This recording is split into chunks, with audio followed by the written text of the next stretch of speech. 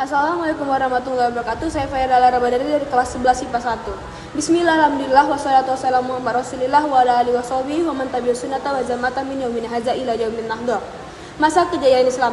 Periode Islam itu terbagi menjadi tiga. Yang pertama, periode klasik yang terjadi pada tahun 650 sampai 1250 Masehi. Lalu periode pertengahan yang terjadi pada tahun 1250 Masehi sampai 1800 Masehi. Lalu yang ketiga adalah periode modern yang terjadi pada tahun 1800 sampai seterusnya.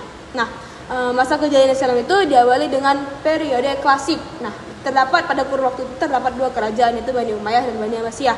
Nah, pada masa kerajaan Bani Umayyah, kemajuan Islam, kejayaan Islam itu ditandai dengan meluasnya wilayah-wilayah kekuasaan Islam dan juga bangunan-bangunan yang menjadi pusat dakwah Islam yang meliputi seperti bidang ekonomi, bidang keagamaan, sosial, politik, arsitektur dan juga militer. Lalu pada masa Abbasiyah itu ditandai dengan pesatnya ilmu pengetahuan, maju dan pesatnya ilmu pengetahuan yang meliputi bidang ekonomi, sosial, ilmu pengetahuan, militer dan juga arsitektur. Tentu ini tidak terjadi secara tiba-tiba, ada dua faktor penyebabnya. Yang pertama, faktor internal yang terjadi karena konsistensi dan istiqomah Islam kepada ajaran Islam, di mana sikap teguh dan dalam menjaga keimanan dan juga konsekuen dalam tindakan. Lalu Islam mendorong umatnya untuk maju. Nah, seperti majunya ilmu pengetahuan tadi, seperti yang kita ketahui dalam Al-Quran, ilmu itu sangat penting bagi umat Islam. Lalu ajaran Islam sebagai rahmat alam. Nah, dengan hadirnya Islam di tengah-tengah kemasyarakatan yang sangat menciptakan kedamaian dan juga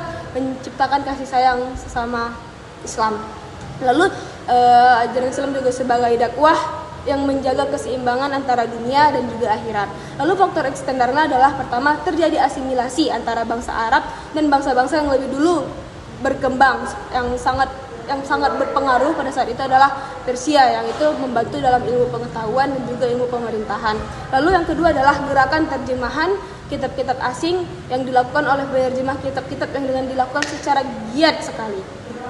Tentu saja dari faktor-faktor itu muncullah tokoh-tokoh seperti pertama ada ilmu filsafat, yaitu ada Al-Kindi dan lain-lainnya. Seperti bidang kedokteran ada Zabir bin Hayyan dan lain-lainnya. Lalu bidang matematika ada Umar Al-Furoi. Lalu pada bidang astronomi ada Al-Farizi.